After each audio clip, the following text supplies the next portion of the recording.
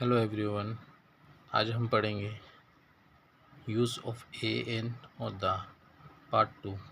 इसके अंदर मैंने पार्ट 1 के अंदर आपके ए एन और द के बारे में नहीं बताया, बट ए एन का ही मैंने अच्छी तरह से यूज़ करना उसको बता दिया है।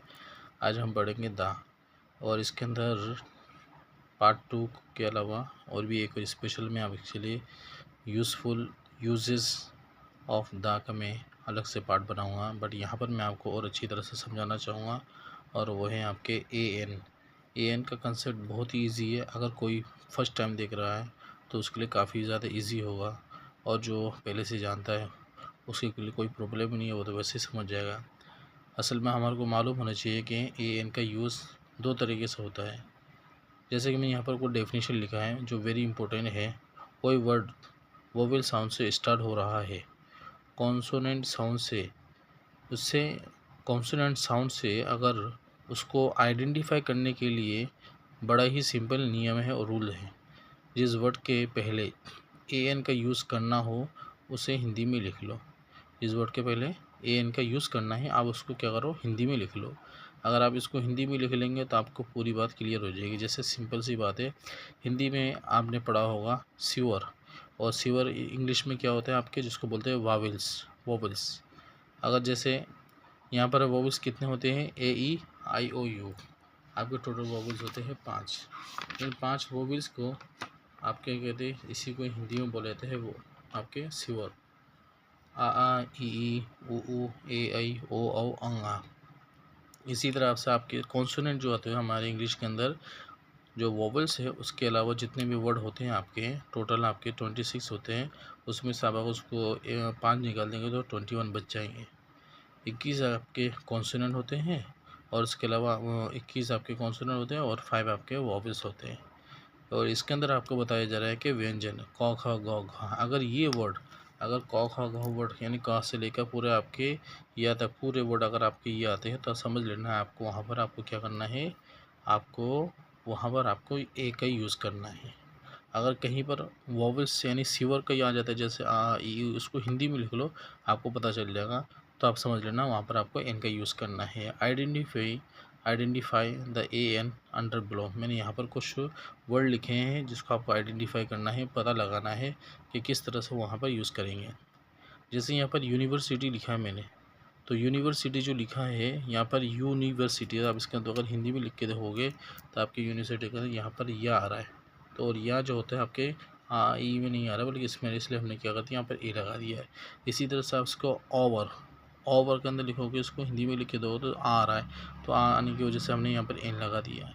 और इसी आपका ऑनेस्ट के लिए क्या आ रहा है आपके यहाँ पर, अगर ऑनेस्ट के बारे में ऑनेस्ट आ रहा है तो आपके यहाँ ओ, इसमें भी आ रहा है तो इसे हमने एन लगा दिया है। सेम इसी तरह से हमने क्या करते हैं एम ए के अंदर आपके ए आ रहा है, यानी आ ई ओ ए आई ए आ रहा है तो इसलिए हमने एन लगा दिया है। 1 रुपी के अंदर आपके वो आ रहा है, देखो आपके व से 1 है ना, तो आपके यहाँ पर क्या लगाएंगे, हमारे को ए लगाना है। यंग के अंदर भी आपका ये आ रहा है, तो इसके अंदर भी हमें क्या लगाना है, आपको ए लगाना है।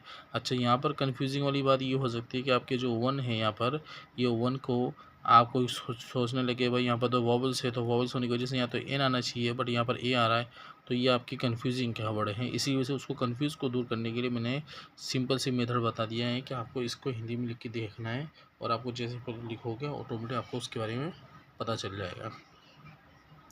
इसी तरह आपका ए एन है, एस डी ओ, तो एस को आप हिंदी में लिखोगे तो ए से होगा ए, तो इसलिए हमने यहाँ पर क्या लगा दिया है, एन लगा दिया है। एन सी सी, तो एन सी सी के अंदर आपके ए आ रहा है, तो ए की वजह से हमने क्या कर दिया, यहाँ पर ए एन का यूज़ कर दिया है।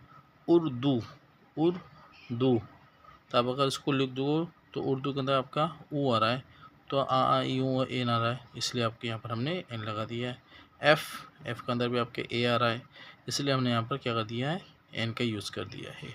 और इसी तरह से हमने क्या करा, आर्टिस्ट के अंदर भी हमने क्या करा, यहाँ पर आपके एन का यूज़ किया। क्यों? क्योंकि यहाँ पर देखो आ रहा है, हालांकि यहाँ पर आप इसी तरह से भी समझ सकते थे कि यहाँ पर वॉवल से इसी वजह से यहाँ पर लगाना, अगर आप अगर इसी हिसाब से याद रखना चाहो तो रख सकते हो, बट ये कि सबसे सिंपल चीज़ है कि आप उसको भूल जाओ और डायरेक्ट आपको ये समझ लो क्या कहते हैं, हमारे को हिंदी में लिख के देखना है। जहाँ पर आपके ये सिवर वाले वर्ड आते हैं हिंदी में लिख के देख लो, तो आपको विदाउट डाउट आप क्या कहते हैं डायरेक्ट एन का यूज़ कर दो, आपका आंसर 100% ठीक होगा। अब इसी तरह से आपका ए एन है, एम ए का हमने ए लगाया तो इसलिए यहाँ पर एन आया, समझ गए। इसी तरह से एमपी तो इसके अंदर एमपी दो तरह के होते हैं, मेंबर ऑफ पार्लियामेंट होता है, दूसरा आपका मेंबर ऑफ आपका दूसरा होता है आपके एमपी मतलब मध्य प्रदेश, समझ रहे। इसी तरह से आपके ए इसलिए हमने एमपी अगर उसको लिखोगे तो आपके यहाँ पर भी क्या आएगा, एमपी के अंदर भी अगर एमपी के अंदर भी आप लिखोगे तो यहाँ पर आपके यहाँ पर लिख देता हूँ मैं, थोड़ा सा वीडियो में दिख नहीं रहा, तो यहाँ पर भी आपके एम से आ रहा है, तो अब ये वाली चीज़ यही पर आ रही है एमपी, तो अब इसकी वजह से यहाँ पर ए और एन का यूज़ होगा। तो माय डियर फ्रेंड्स, उम्मीद करता हूँ आपको ये वीडियो अच्छी तरह समझ में आ गई होगी। बहुत ही सिंपल और शॉर्टकट में मैंने इस वीडियो को बनाया है। आई होप आपको पसंद आई होगी। नेक्स्ट वीडियो मिलेंगे, तब तक के लिए जय हिंद।